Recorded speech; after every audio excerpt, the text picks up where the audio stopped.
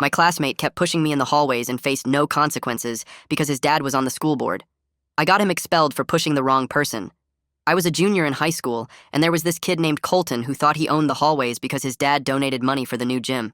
Colton was 6'2" and played varsity football and made sure everyone knew it by wearing his Letterman jacket even when it was 90 degrees outside. He had this thing where he'd push people into lockers when he walked by just because he could. Not hard enough to really hurt anyone, but enough to make you drop your books or spill your coffee. Teachers saw it but never said anything because Colton's dad was on the school board and his mom ran the PTA. The first time he pushed me, I was carrying my art project that took 3 weeks to finish. It was a sculpture made of wire and paper, and when Colton shoved me into the wall, it crushed completely.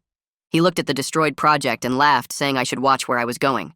When I told the art teacher what happened, she said accidents happen and I should be more careful in crowded hallways. Colton was standing right there smirking because he knew nothing would happen to him. After that, Colton made me his favorite target. Every morning he'd find me at my locker and push me into it while his friends laughed.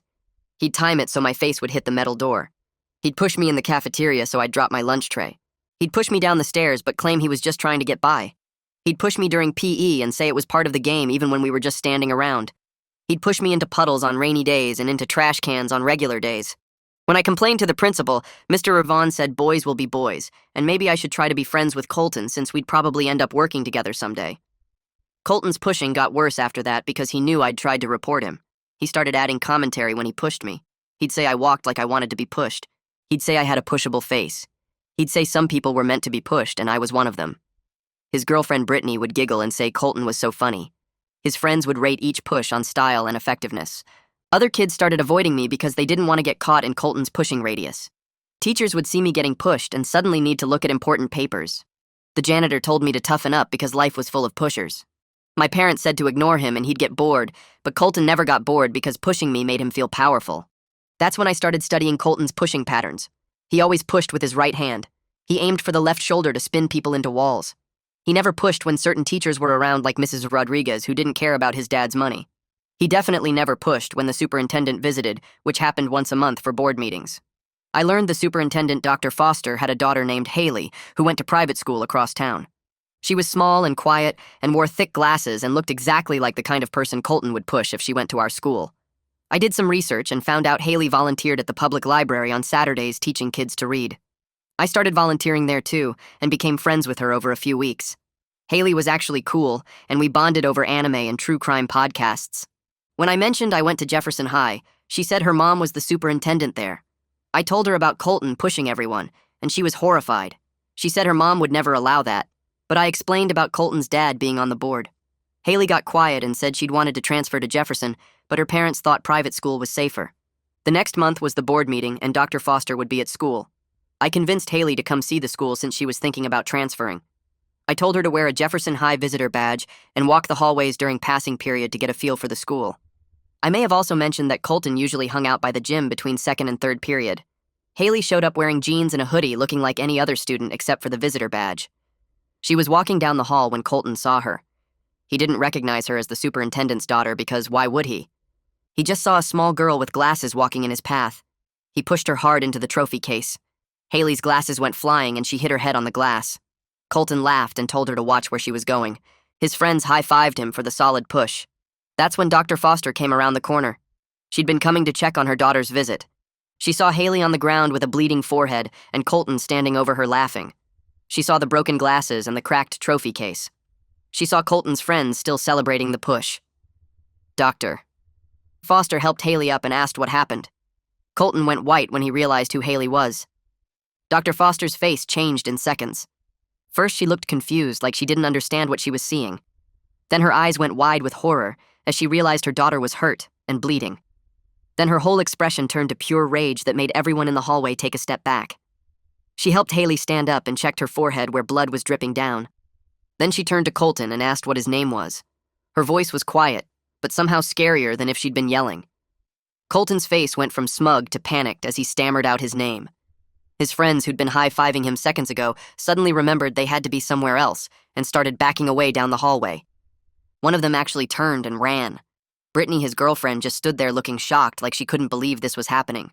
Colton tried to explain that it was an accident, and he didn't see Haley in the hallway. He said the halls get crowded between classes and sometimes people bump into each other. Dr. Foster cut him off mid-sentence and asked why he was walking through the hallway shoving people in the first place.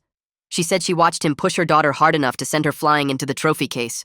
She said that wasn't an accident or bumping into someone. Colton opened his mouth and closed it and opened it again, but no words came out. His face turned bright red, and he just stood there looking at the floor. Other students were gathering around watching this happen. Some had their phones out recording. Nobody was rushing to Colton's defense. The school nurse came speed-walking down the hallway with her medical bag. She took one look at Haley's bleeding forehead and told her they needed to go to the office right now to check for concussion. Doctor. Foster told Colton not to move a single inch from that spot. She pulled out her phone and called someone. I heard her say Mr. Vaughn's name and then school resource officer. Her voice was still that scary, quiet tone. I was standing about 10 feet away by my locker watching everything unfold. Part of me felt satisfaction seeing Colton finally get caught after months of pushing people with zero consequences. He looked terrified standing there with Dr. Foster glaring at him and students recording on their phones. But another part of me felt sick with guilt because I'd basically used Haley as bait to make this happen. I'd befriended her and convinced her to visit the school and told her exactly where Colton would be during passing period. She got hurt because I wanted revenge. The blood on her forehead was real. The broken glasses on the floor were real. I'd known Colton would push someone, and I'd made sure that someone was the superintendent's daughter, so he'd finally face consequences. Mr. Vaughn came rushing down the hallway looking nervous and sweaty. He was trying to smooth down his tie and fix his hair while he walked. He started talking before he even reached Dr. Foster about how hallways get rowdy during passing periods and sometimes students roughhouse. Dr. Foster held up one hand and he stopped talking immediately. She said her daughter had a head injury from being physically assaulted by a student while wearing a visitor badge on this campus. She said she wanted to know why students were being allowed to shove each other into trophy cases hard enough to cause bleeding. Mr. Vaughn opened his mouth, but nothing came out. Baptiste Howard, the school resource officer, showed up next. He was this tall guy with a serious face who usually hung out in the main office. He looked at Haley's broken glasses on the floor and the cracked trophy case, and Colton standing there looking guilty. Baptiste started asking questions to everyone who witnessed what happened. Students who usually avoided me because they didn't want to be near Colton's pushing radius suddenly had a lot to say. About a dozen kids told Baptiste they'd seen Colton push people regularly. They described incidents going back months. They mentioned other students who'd gotten hurt. Some of them had videos on their phones of Colton pushing people in previous weeks. One girl showed footage of him pushing a freshman into a trash can last Tuesday. Nobody had said anything before because Colton's dad was on the board and everyone knew complaints went nowhere. But now, with the superintendent's daughter bleeding and the resource officer taking statements, everyone wanted to talk. Colton got more pale with each new statement. Dr. Foster told Baptiste to suspend Colton immediately pending a full investigation. Baptiste nodded and told Colton to come with him to the office. Colton looked like he might cry. His dad showed up within 20 minutes looking angry and ready to make threats. He came storming down the hallway in his expensive suit, talking about lawsuits and overreactions. Dr. Foster met him at the office door and told him they needed to speak privately. They went into a conference room and I couldn't hear what was said, but when Colton's dad came out 15 minutes later, he looked pale and defeated. He left without even looking at Colton. Whatever Dr. Foster said to him had worked. I waited until things calmed down and then went to the nurse's office to check on Haley. She was sitting on the exam table with a small white bandage on her forehead. The nurse was filling out paperwork. Haley looked shaken but okay. She saw me and gave this weak smile. I asked if she was all right and she said her head hurt, but the nurse said she didn't have a concussion. Then she asked me if that guy pushes people all the time. I felt my stomach drop, but I couldn't lie to her face. I admitted Colton had been pushing people for months with no consequences. I told her about my destroyed art project and all the times he'd targeted me and how teachers and Mr. Vaughn had done nothing. Haley got quiet and looked down at her hands. She said she'd almost transferred to Jefferson last month, but her mom thought private school was safer. Now she understood why her mom was so protective about school environments. She said she'd thought her mom was being overprotective, but turns out public schools really did have problems like this. I felt terrible sitting there watching her process what happened. She seemed genuinely shaken and kept touching the bandage on her forehead. I was the one who set this whole thing up. I'd engineered this moment by convincing her to visit during passing period and mentioning where Colton would be.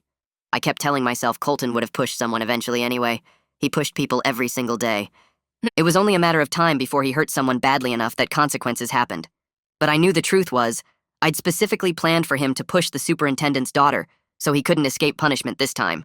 I'd used Haley's trust in our friendship to put her in harm's way for my revenge. I left the nurse's office and walked to my next class with my stomach twisting into knots. The hallways felt different somehow, like the air pressure had changed and everyone could sense something major was happening. Students clustered near lockers, whispering and checking their phones.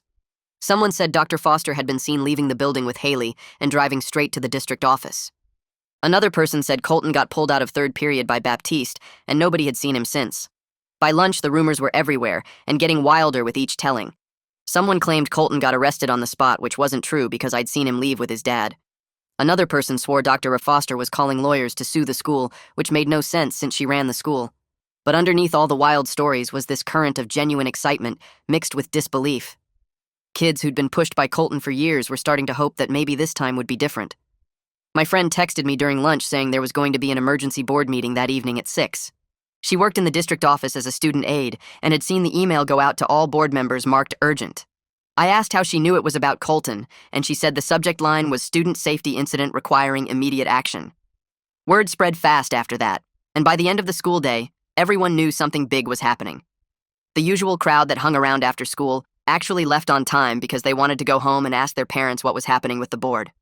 I went home and tried to do homework, but couldn't focus on anything except checking my phone every 5 minutes. My friend started texting me updates around 6:15 when the meeting actually started. She said all 7 board members showed up, which almost never happened for emergency meetings. Colton's dad was there looking angry and defensive, sitting in the front row. Dr. Foster presented first and apparently had photos of Haley's injury, plus statements from multiple witnesses, including Baptiste and several students. My friend said you could hear people in the audience gasping when Dr. Foster showed the pictures of Haley's bleeding forehead and broken glasses. Colton's dad tried to interrupt, saying his son didn't mean to hurt anyone, and it was just an accident in a crowded hallway. But Dr. Foster shut him down immediately and said the security footage showed Colton deliberately pushing Haley when the hallway wasn't even crowded.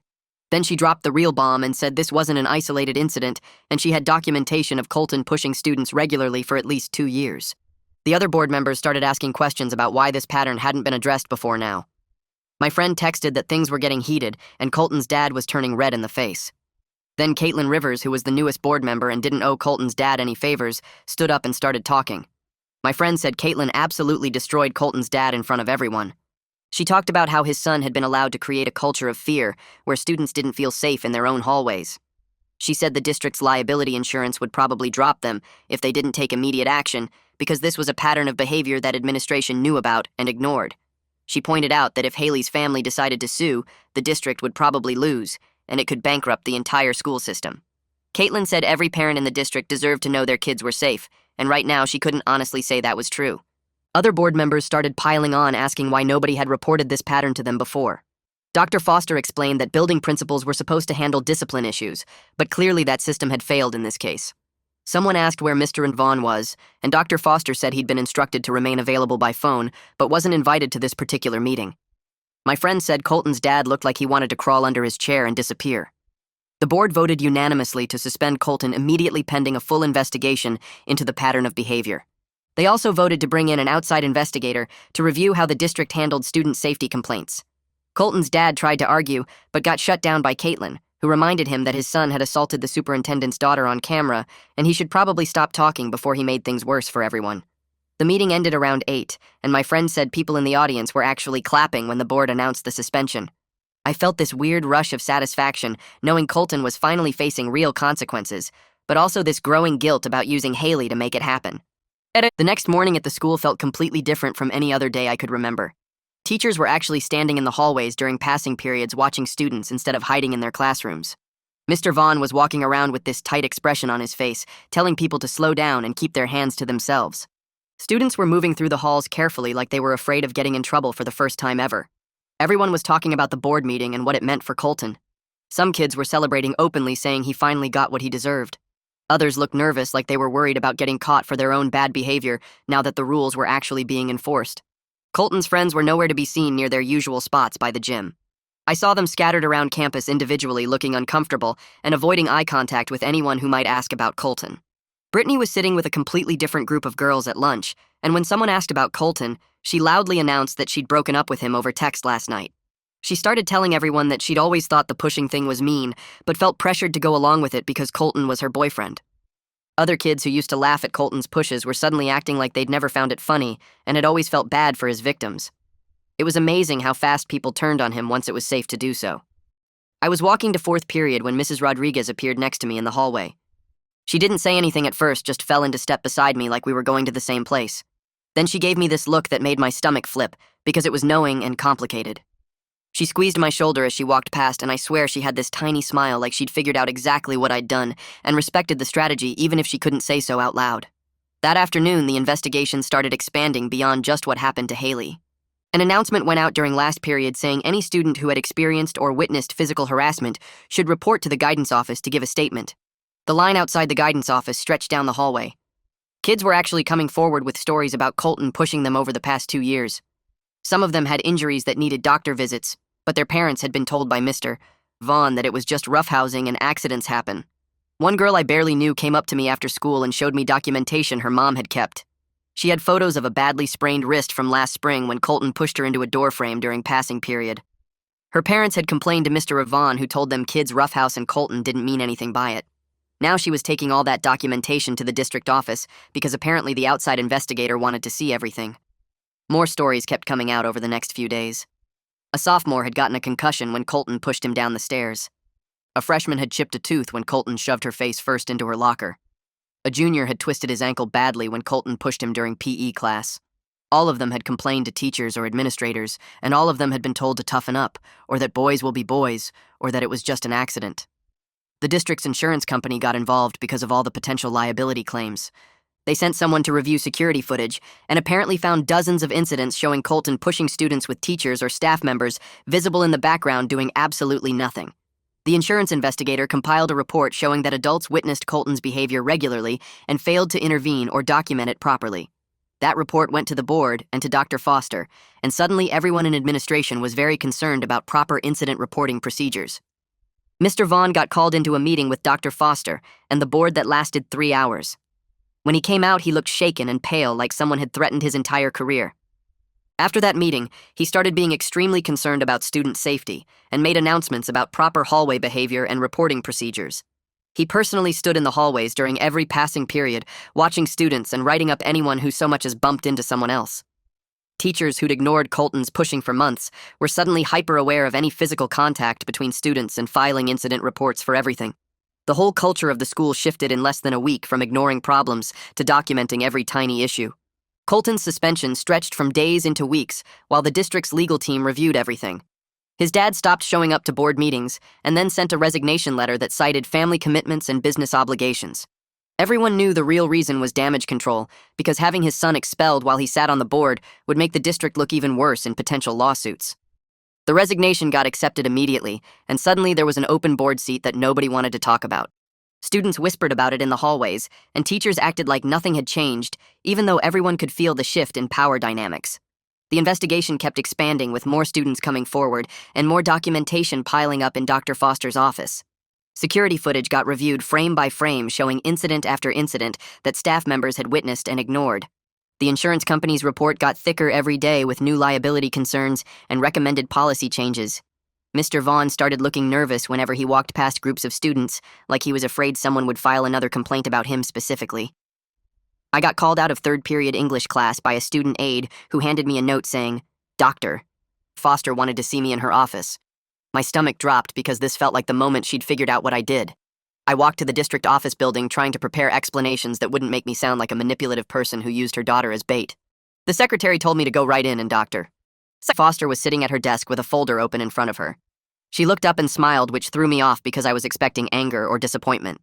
She thanked me for coming and asked me to sit down. Then she said she wanted to thank me personally for being such a good friend to Haley during a difficult time. I relaxed slightly, but stayed alert because this could still be a trap. Dr. Foster asked how long Colton had been targeting me specifically, and I realized she genuinely didn't know the full extent of what had been happening to me personally. I told her everything starting with the destroyed art project from junior year. I explained how Colton made me his favorite target after that and pushed me every single day for months. I described the failed complaints to teachers and the meeting with Mr. Vaughn where he told me boys will be boys. I talked about the constant anxiety of walking through hallways and never knowing when I'd get shoved into a locker or down the stairs. Dr. Foster listened with this tight expression on her face, like she was physically holding back anger. She took notes on everything I said and asked specific questions about dates and witnesses. She wanted names of every teacher who saw incidents and did nothing. She asked about documentation I might have, like photos of injuries or texts to friends about what happened. I gave her everything I could remember, including the dates of my complaints to Mr. Vaughn that went nowhere. By the end of my explanation, Doctor. Foster's jaw was clenched and she was gripping her pen so hard her knuckles went white. Dr. Foster asked why I hadn't come directly to her office with my complaints instead of going through building administration. I explained that students don't really have access to the superintendent's office, and I didn't even know that was an option.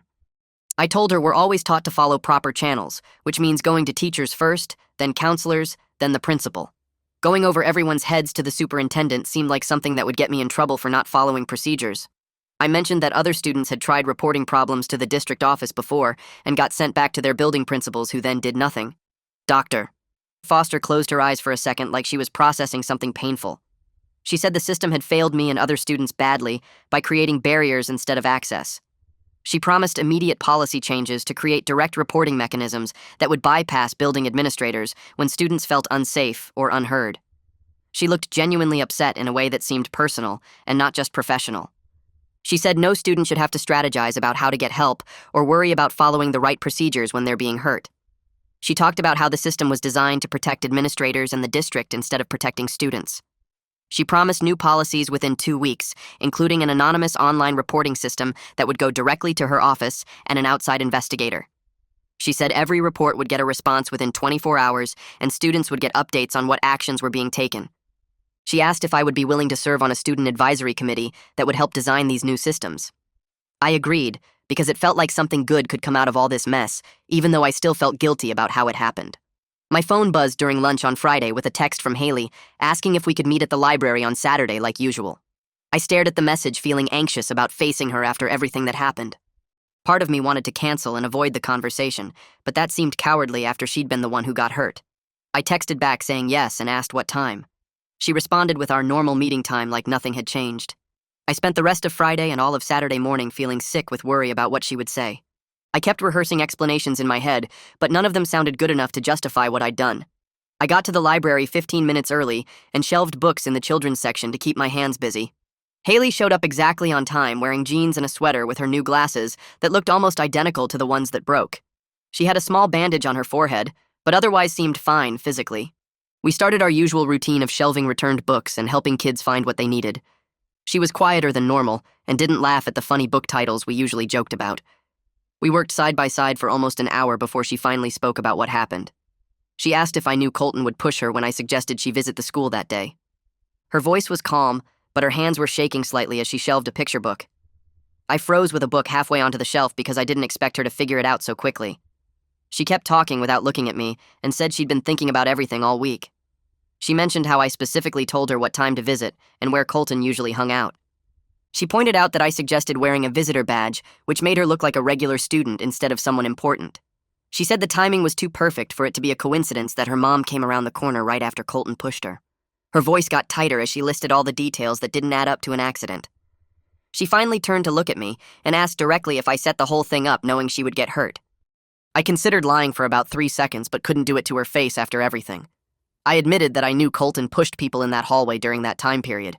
I said, I thought if Dr. Foster saw it happen to someone she cared about, then she would have to do something about it. I explained that I'd tried every proper channel and nothing worked, so I got desperate. My voice came out shaky, and I couldn't look at her while I talked. I said I knew it was wrong to manipulate the situation, but I didn't know what else to do after months of getting hurt with no help. I told her I never wanted her to get injured, and I was sorry she got caught in the middle of my plan to stop Colton. Haley got quiet, and her face went through several expressions I couldn't read. She asked if our whole friendship was just about using her to get revenge on Colton. Her voice cracked slightly on the word friendship, and I felt worse than I had all week. I swore that wasn't true, and our friendship was completely real from the start. I explained that I started volunteering at the library, genuinely wanting to help kids learn to read. Meeting her was random, and becoming friends were real. I admitted that once I knew who her mom was, I did take advantage of the situation, but everything before that moment was honest. I said I valued our friendship and hated that I damaged it by being manipulative. I told her she had every right to be angry and never talk to me again, but I wanted her to know the friendship itself was never fake. Haley closed the book she was holding and placed it carefully on the shelf. She looked at me with this expression I couldn't quite read and said she needed time to think about whether she could trust me anymore. Her voice stayed calm, but I could see her hands shaking slightly as she picked up her backpack. She walked toward the library exit without looking back, and I just stood there between the shelves feeling completely frozen. The automatic doors slid open, and she disappeared into the parking lot. I sat down on the floor right where I was standing because my legs suddenly felt too weak to hold me up. The children's section was empty since it was late afternoon, and the reading program had ended an hour ago. I stared at the colorful alphabet posters on the wall and felt like absolute garbage. Colton had been pushing people for months and deserved consequences, but Haley didn't deserve to get hurt just because I wanted revenge. I'd manipulated someone who became a real friend and used her as bait to trap someone I hated. The worst part was knowing I'd do it again if I had to, because nothing else had worked to stop Colton. I sat there for maybe 20 minutes before finally getting up and leaving the library.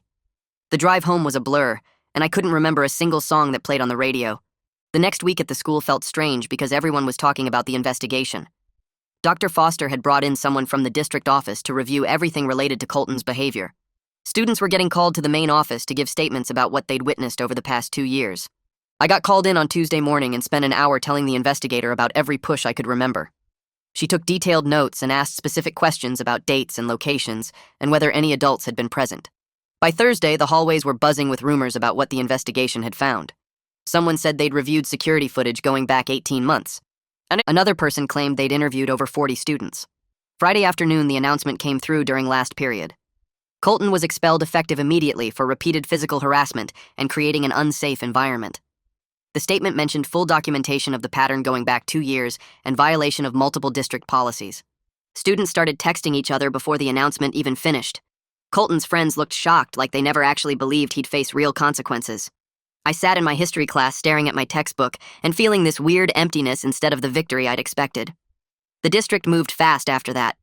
Within a week, they announced new policies requiring staff to report any physical contact between students immediately, regardless of whether it seemed serious. They created an anonymous reporting system that went directly to district administration instead of building principals. The new system had a phone number and online form that bypassed all the people who'd been ignoring complaints for months. Dr. Foster sent an email to all families explaining the changes and apologizing for the failures that had allowed Colton's behavior to continue unchecked. She specifically mentioned that student safety was the district's top priority and they were implementing immediate reforms. The email got shared on social media and local news picked it up. Suddenly, Jefferson High was the example of a district taking student harassment seriously after years of looking the other way. Several teachers got written reprimands for failing to report Colton's behavior. My art teacher was one of them, and she looked embarrassed every time I saw her in the hallway. The music teacher got reprimanded too, along with 2 PE coaches who'd witnessed pushes during class and done nothing. Mr. Vaughn got reassigned to a district office position away from direct student contact. The official reason was restructuring, but everyone knew it was because he'd dismissed complaints and told students to make friends with their bullies. A new assistant principal started the following Monday and spent her first week meeting with student groups to hear about safety concerns. The whole administrative culture shifted almost overnight once board politics stopped protecting people who ignored problems. I should have felt victorious watching all these changes happen. Colton was gone, and the system that protected him was dismantled piece by piece. Students were safer, and adults were finally being held responsible for ignoring harassment. Everything I'd wanted to achieve had happened. But mostly I just felt empty sitting in classes and walking through hallways that no longer felt threatening. Colton faced consequences, but I'd damaged a real friendship to make it happen. I'd manipulated someone innocent and put her in harm's way to get revenge on someone guilty. The victory felt hollow because I knew what I'd done to achieve it. Haley's hurt expression when she figured out I'd set her up kept replaying in my mind during classes. I'd wanted justice, but the cost turned out to be higher than I'd expected. My parents noticed I was quieter than usual at dinner that week. Mom asked if everything was okay at the school, and I said it was fine. Dad mentioned I seemed distracted and asked what was wrong. I couldn't explain the whole situation about manipulating the superintendent's daughter to expose a bully, so I just said I was dealing with friendship drama. They exchanged that parent look where they communicate without talking, and Mom said teenage friendships could be complicated. Dad told me to give it time and things would work themselves out. They seemed satisfied with that explanation and went back to talking about normal family stuff. I pushed food around my plate and nodded at appropriate times while thinking about how I'd probably destroyed the best friendship I'd made in months. Haley didn't text me for 2 weeks. I kept checking my phone hoping to see her name pop up, but nothing came through. I wanted to reach out and apologize again, but figured she needed space to decide if she could forgive me. Every Saturday, I went to the library hoping she'd show up for her volunteer shift, but she never did. The coordinator mentioned Haley had taken a break from volunteering and didn't know when she'd be back. I shelved books alone and thought about all our conversations about anime and true crime podcasts. We'd spent hours talking about theories and character development, and now that was probably over because I'd used our friendship as part of my revenge plan. I typed out apology texts a dozen times, but deleted them all because words felt inadequate for what I'd done. At the school, things were genuinely better without Colton. Hallways felt safer, and students weren't constantly looking over their shoulders waiting to get pushed. People walked at normal speeds instead of hurrying past certain areas. The trophy case hallway near the gym became just another hallway instead of a danger zone to avoid. Teachers were actually enforcing behavior rules now that board politics weren't protecting anyone. Students reported problems, and adults responded immediately instead of making excuses. The anonymous reporting system got used constantly during those first few weeks, as people reported incidents they'd been too scared to mention before. The new assistant principal took every report seriously and investigated thoroughly. Jefferson High was becoming the kind of school it should have been all along. Other students who were targeted by Colton started talking to me. Some approached me directly in the cafeteria or hallways to thank me for finally getting him stopped. A sophomore told me Colton had been pushing her since freshman year and she'd given up reporting it after teachers did nothing. A junior mentioned his parents had considered transferring him to private school because of Colton's harassment. They seemed grateful that someone had finally found a way to make the system work. But others gave me these knowing looks like they sensed something more complicated had happened. They thanked me, but their eyes showed questions they didn't ask directly. I accepted their thanks and felt guilty because they didn't know I'd manipulated an innocent person to achieve the outcome they were celebrating. Mrs. Rodriguez pulled me aside after class on Friday. She closed the classroom door and said she was proud I'd found a way to make the system work when it was failing students. Her approval meant something because she'd been the one teacher who never tolerated Colton's behavior. She mentioned she'd suspected someone would eventually force the administration to face consequences for their negligence. She didn't ask directly if I'd orchestrated what happened, but her expression suggested she'd figured it out.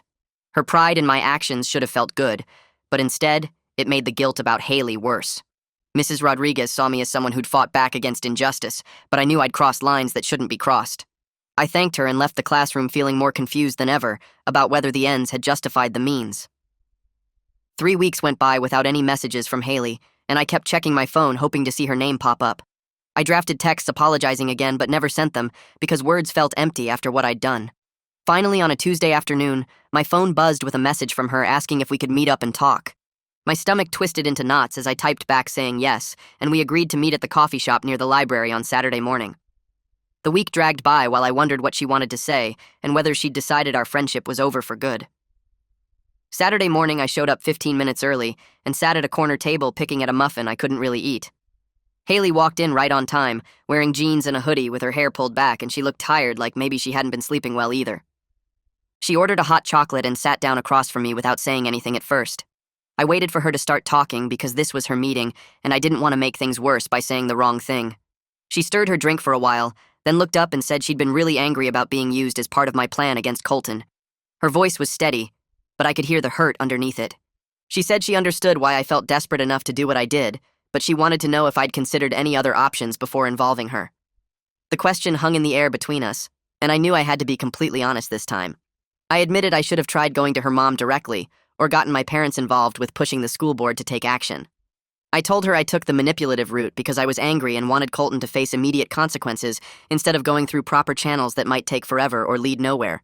Saying it out loud made me realize how selfish my thinking had been. I'd been so focused on making Colton pay that I didn't care who got hurt in the process, as long as it wasn't me.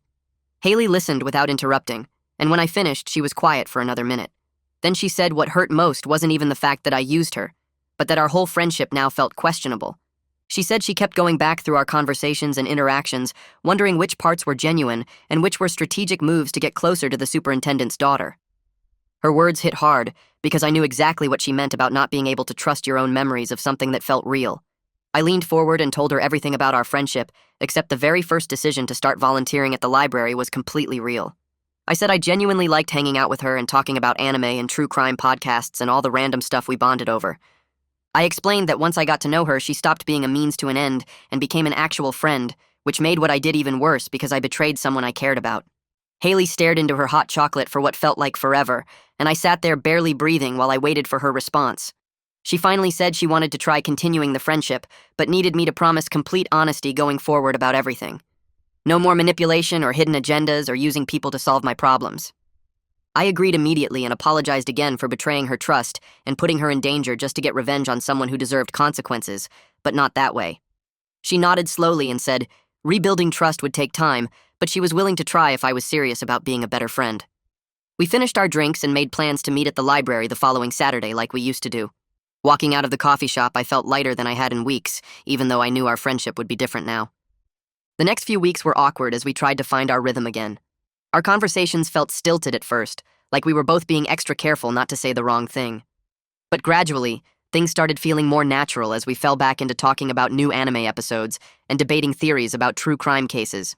Haley would sometimes make comments that showed she was still processing what happened, but she never threw it in my face or made me feel worse than I already did. Meanwhile, at the school, things were changing in bigger ways than just Colton being gone.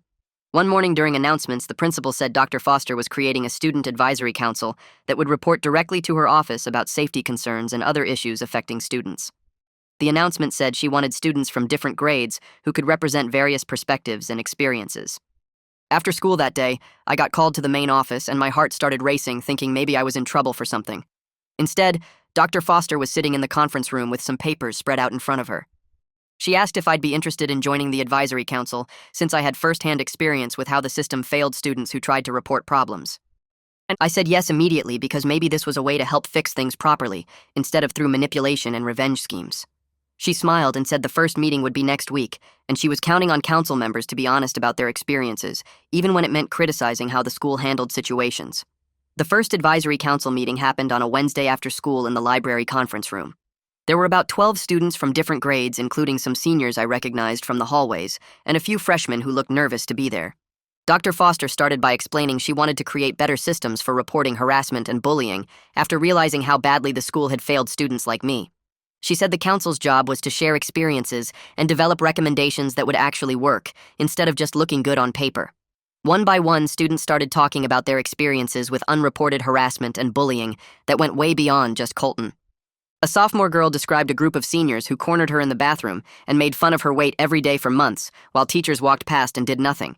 A junior guy talked about being shoved into lockers by football players who thought it was funny to target smaller students. A freshman shared how she got sexually harassed in the hallways, and when she reported it, the assistant principal asked what she was wearing that day. Listening to all these stories was eye-opening because I'd thought Colton was the main problem, but really he was just one symptom of a much bigger issue. The school had created a culture where students with money or athletic status could do whatever they wanted while everyone else had to just deal with it. Over the next several meetings, we worked on developing specific recommendations for better reporting systems that wouldn't get buried by building administrators who didn't want to deal with problems. We suggested an anonymous online form that went straight to Dr. Foster's office instead of through principals or assistant principals who might have reasons to protect certain students. We recommended mandatory training for all staff about recognizing and responding to harassment instead of just looking the other way. We came up with consequences for administrators who ignored legitimate complaints, including having to explain their decisions to the school board in public meetings.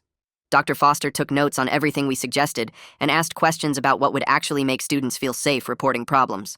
She didn't dismiss our ideas or tell us we didn't understand how schools worked. Instead, she treated us like we had valuable insights because we were the ones living with the consequences of the broken system. By the end of the semester, she'd started implementing changes district-wide based on our recommendations. The anonymous reporting system went live and started getting used constantly as students reported incidents they'd been too scared to mention before. Right before winter break, I heard through some former classmates that Colton's family was moving to a different district.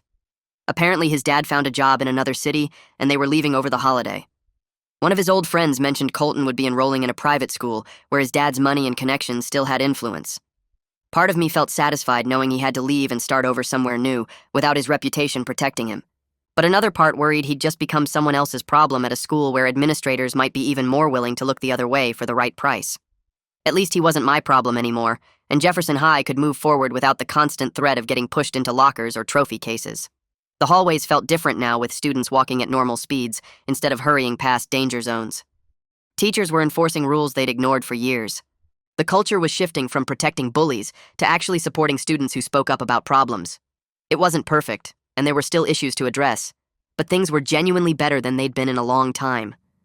I knew the changes came at a cost, though, because I'd manipulated someone innocent to force the system to work, and that knowledge would stick with me, even as Jefferson High became a safer place for everyone else. Right before winter break, Haley texted me asking if we could meet for coffee. We sat in a booth at the place near the library, and she stirred her drink for a while before speaking. She said she'd been thinking about transferring to Jefferson for second semester. I asked if she was sure because the whole incident was still pretty fresh. She nodded and explained that watching her mom actually fix things instead of just talking about them made her want to be part of that change. She said private school felt safe but also isolated from real problems. At Jefferson, she could see the improvements happening and maybe help keep them going. When second semester started, Haley showed up on the first day wearing jeans and a Jefferson hoodie. Seeing her in the hallways felt strange because every time I looked at her, I remembered setting up that moment with the trophy case. She joined my friend group at lunch and everyone liked her immediately. She was funny and easy to talk to and genuinely interested in what people had to say. By the end of the first week, it felt like she'd always been there. The Student Advisory Council met every month in Dr. Foster's conference room. We'd grown from the original 6 students to about 15 as word spread that Dr. Foster actually listened to what we said. Students started bringing up issues beyond physical harassment. Someone mentioned teachers who made racist comments disguised as jokes. Another person talked about the lack of accommodations for students with learning differences. A girl shared how the dress code targeted female students way more than male students. Dr. Foster took notes on everything and assigned staff members to research solutions. She never dismissed concerns or said we were being too sensitive. Instead, she treated every issue like it mattered because it affected students. One afternoon, I was walking to my locker between classes and realized I wasn't scanning the hallway for threats. For months, I'd been constantly aware of who was around me and where the nearest escape route was. The anxiety had become so normal I didn't notice it until it was gone. I could focus on my own thoughts instead of tracking everyone's movements. I could walk at a normal pace instead of hurrying to avoid dangerous spots. The mental energy I'd been using to stay safe was suddenly available for other things. My old art teacher retired at semester, and the replacement was younger and actually seemed to care about student work. On the first day, she announced that any damage to projects should be reported immediately, and she'd investigate what happened. She said art takes time and effort and deserves respect. I started a new sculpture using wire and colored glass. Every day I worked on it, I felt confident it would still be there the next morning. Nobody was going to push me into it or destroy it for fun. The fear was gone, and I could actually enjoy creating something again. Every Saturday, Haley and I volunteered at the library together like we had before everything happened. We shelved books and helped kids with reading and talked about anime between tasks. Our friendship felt solid again, but there was this underlying awareness that trust had been broken and rebuilt. It wasn't quite the same as before, but maybe that was okay. We both knew what had happened and chose to move forward anyway. That felt more real than pretending nothing had changed. Sometimes she'd reference the incident casually, and I'd feel guilty all over again. Other times we'd laugh about something completely unrelated and it felt normal. The friendship required more effort now, but we were both willing to put in that work. Spring semester brought news that 2 other districts were looking at Jefferson's Student Advisory Council as a model. Dr. Foster shared this at one of our meetings and said our work was creating change beyond our own school. She credited us with showing administrators that student voices actually mattered when given proper channels. Other districts wanted to implement similar systems where students could report concerns directly to superintendents instead of getting buried at the building level. Hearing that our work was spreading felt good, but also weird. We'd started this because Colton pushed people and nobody stopped him. Now it was becoming something bigger about how schools listen to students. In March, I got my acceptance letter to a summer art program at the state university. It was competitive, and I'd spent weeks on my application portfolio. Mrs. Rodriguez had written one of my recommendation letters, and when I thanked her, she said she'd mentioned both my artistic abilities and my advocacy work. She said colleges wanted students who created change, not just followed rules. Having both those things on my application apparently helped. The program ran for 6 weeks in July and August and would let me work in actual university studios with professional artists. I'd been worried about affording it, but the acceptance came with a scholarship covering most of the cost. Colton's name came up occasionally in conversations, but mostly as a reference point for how things used to be. Someone would mention feeling unsafe in a certain situation, and another student would say at least it wasn't like when Colton was here.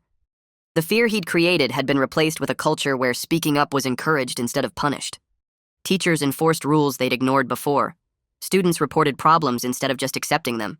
The hallways felt different not just because Colton was gone, but because the whole system had changed. New students who'd never experienced his pushing couldn't quite understand what it had been like. They just knew Jefferson as a school where concerns got addressed. At the final advisory council meeting of the year in late May, we gathered in Dr. Foster's conference room one last time before summer. She thanked everyone for their contributions throughout the year. She specifically said that student voices had changed policies that adults had ignored for way too long. She admitted the system had failed students badly by protecting certain people because of their parents' positions. She said the changes we'd helped create weren't perfect, but they were real and measurable. Incident reports were up because students actually trusted they'd be taken seriously. Staff training had improved. The anonymous reporting system was used regularly. Other districts were copying our model. She looked around the room and said she was proud of what we'd accomplished together. Several students had tears in their eyes, including me. We'd started this because one person got away with hurting people for years. Now we'd built something that might prevent that from happening to others. After the final meeting wrapped up, Haley and I grabbed coffee at the place near school where we'd been going since she transferred. She pulled out her phone and showed me this true crime podcast convention happening in August at a hotel downtown. It had panels about unsolved cases and famous detectives, and even a workshop on starting your own podcast. We'd been talking about going for months but kept putting it off because of school stuff. She said we should finally do it now that summer was here, and we actually had time. I agreed immediately because it sounded perfect, and we both needed something fun to look forward to after the intense year we'd had. Haley started laughing and said, maybe we should start our own podcast about what happened with Colton and the school board. She suggested calling it Institutional Failure and Teenage Revenge Schemes, which made me laugh too, even though part of me felt uncomfortable joking about it. She said we could do a whole episode breaking down how systems protect bullies and what happens when students have to take matters into their own hands. I knew she was mostly kidding, but there was this edge to her voice that reminded me she still carried some anger about being used as part of my plan, even though she'd forgiven me. We spent the rest of the afternoon planning out the convention weekend and which panels we wanted to hit and where we'd eat between sessions. It felt normal and good, like our friendship had finally gotten past the worst of the damage I'd caused. Walking home later, I kept thinking about how things had turned out. Colton was gone and facing real consequences for the first time in his life. The hallways at Jefferson felt safer, and students actually believed their concerns would be heard now. The advisory council was making real changes that would help people long after I graduated. I'd gotten exactly what I wanted when I started this whole thing. But the path I took to get there compromised everything I thought I believed about doing the right thing. I'd manipulated someone who trusted me and put her in danger to achieve my goal. Haley became a real friend, but our friendship started with me using her as a tool for revenge. Justice happened, but it wasn't clean or simple like I'd imagined it would be. There was no moment where I felt purely good about what I'd done because the cost was always sitting there in the back of my mind. I'd stopped someone guilty by hurting someone innocent, and that truth made the victory feel hollow, even when I looked at all the positive changes that came from it. Junior year ended with the usual chaos of final exams and yearbook signings and people making summer plans. I felt grateful for how different things were compared to the beginning of the year, when I'd spent every day looking over my shoulder waiting for Colton to push me. The constant fear was gone, and I could walk through school without that tight feeling in my chest. But I was still working through the complexity of achieving something good through methods I wasn't proud of. Haley's forgiveness helped more than I could explain, because knowing she understood why I'd done it made the guilt slightly more bearable. We'd built something real from the mess I'd created, and that mattered even if it didn't erase what I'd done. I knew I'd always carry the knowledge that I manipulated someone innocent to stop someone guilty. That truth would be part of me forever, even as things got better, and the school became safer, and students felt empowered to speak up. The changes were real and lasting, but so was the moral compromise I'd made to create them. Living with both those things at once was harder than I'd expected, but it was the reality I'd chosen when I decided to engineer Colton's downfall instead of finding another way.